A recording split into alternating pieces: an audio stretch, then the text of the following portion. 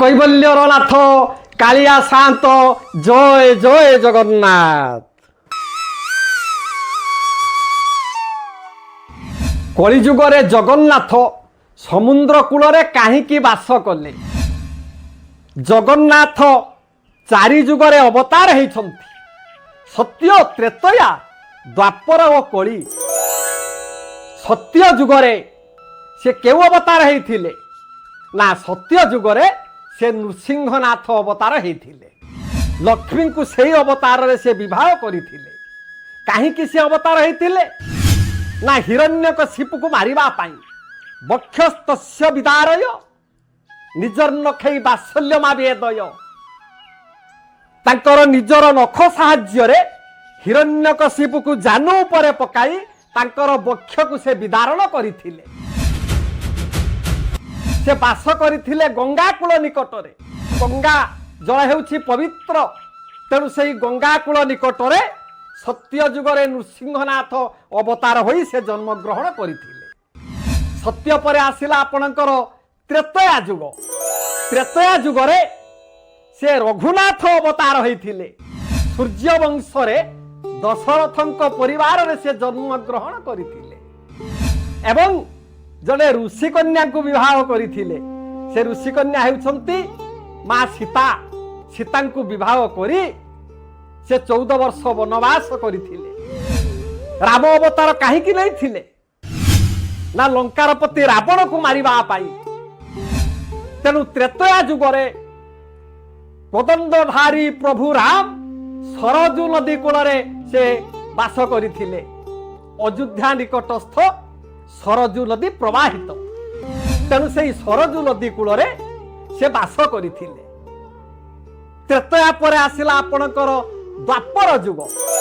ଦ୍ୱାପର ଯୁଗରେ ହେଲେ ଗୋପୀନାଥ ଅବତାର। ଭଗବାନ କୃଷ୍ଣଙ୍କର ସେ ଅବତାର ହେଲେ। କାହିଁକି ସେ ଅବତାର ହେଲେ ନା? ମଥୁରାର ରାଜା କଂସକୁ ମାରିବା ପାଇଁ। ଗୋପୀନାଥ ଅବତାରରେ ତାଙ୍କର ଅଷ୍ଟପାଟ ବଂଶୀ ଥିଲେ ଏବଂ ସିଏ ଯମୁନା କୂଳରେ ରହିଥିଲେ। ଯମୁନା କୂଳରେ ଗୋପୀମାନଙ୍କର ବସ୍ତ୍ର ହରଣ କରିବା ଠାରୁ ଆରମ୍ଭ କରି ଜଳ କ୍ରୀଡ଼ା ପର୍ଯ୍ୟନ୍ତ କେତେ ପ୍ରକାର ନାନା ଭଙ୍ଗୀ ସିଏ ନୃତ୍ୟ ରଚନା କରିଥିଲେ। ତେବେ ମୋର ଦର୍ଶକ ବନ୍ଧୁମାନେ, ସତ୍ୟ ଯୁଗର ଠାକୁର ନୃସିଂହନାଥ ରହିଲେ ଗଙ୍ଗା କୂଳରେ। ତ୍ରେତୟା ଯୁଗରେ ରଘୁନାଥ ରହିଲେ ସରଜୁ ନଦୀ କୂଳରେ। ଦ୍ୱାପର ଯୁଗରେ ଗୋପୀନାଥ ରହିଲେ ଯମୁନା ନଦୀ କୂଳରେ। କଳି ଯୁଗରେ ଜଗନ୍ନାଥ ସମୁଦ୍ର କୂଳରେ କାହିଁକି ବାସ କରିଛନ୍ତି ନା? ଇଏ ଭାରତରେ ଯେତେ ନଦ ନଦୀ ଅଛି ସବୁ ପାଣି ଆସି ସମୁଦ୍ର ପାଣିରେ ମିଶନ୍ତି। ନଦ କଣ ଆଉ ନଦୀ କଣ? ନଦ ଆଜ୍ଞା କାହାକୁ କହନ୍ତି ନା? ଅକାରାନ୍ତ ଉକାରାନ୍ତ ପୁଲିଙ୍ଗ ଶବ୍ଦ ହେଲେ ନଦ। ନଦ ହେଲେ ବୁଢ଼ାବଳଙ୍ଗ, ବ୍ରହ୍ମପୁତ୍ର ଓ ସିନ୍ଧୁ, ଏଇ ତିନୋଟି ହେଲେ ନଦ। ଆଉ ନଦୀ କାହାକୁ କହନ୍ତି ନା? ଆକାରାନ୍ତ ଉକାରାନ୍ତ ସ୍ତ୍ରୀଲିଙ୍ଗ ଶବ୍ଦ ହେଲେ ନଦୀ। ଯଥା ହେଲେ ଗଙ୍ଗା ନଦୀ, ଫଲ୍ଗୁ ନଦୀ, ମହାନଦୀ, ଗୋଦାବରୀ ନଦୀ, ଏମାନେ ସବୁ ହେଲେ ନଦୀ। ତେଣୁ ସବୁ ନଦ ନଦୀର ପାଣି ଯେତେବେଳେ ସମୁଦ୍ର ପାଣିରେ ମିଶନ୍ତି, ସମୁଦ୍ର ପାଣି ହେଇଯାଏ ପବିତ୍ର। ଯୋଉ ସମୁଦ୍ର ଗର୍ଭରୁ ସମ୍ଭୂତା ହେଇଥିଲେ ମା ପରମଲକ୍ଷ୍ମୀ। ଶିବ ଭଳି ଯୋଗୀ ବ୍ରହ୍ମାଙ୍କୁ ଚାପୁଡ଼ା ମାରିବାରୁ ବ୍ରହ୍ମାଙ୍କ ମୁଣ୍ଡ ଶିବଙ୍କ ହସ୍ତରେ ଲାଗିଥିଲା। ସେ ସମୁଦ୍ରରେ ମୁକ୍ତି ଲାଭ ପାଇଥିଲେ। ବିଷ୍ଣୁଙ୍କର କପାଳ ମୋଚନ ହେଇଥିଲା ଓ ସମୁଦ୍ରକୁ ଅତି ଭଲ ପାଆନ୍ତି ଜଗନ୍ନାଥ। ଜଗନ୍ନାଥଙ୍କର ଧାମ ହେଉଛି ସମୁଦ୍ର।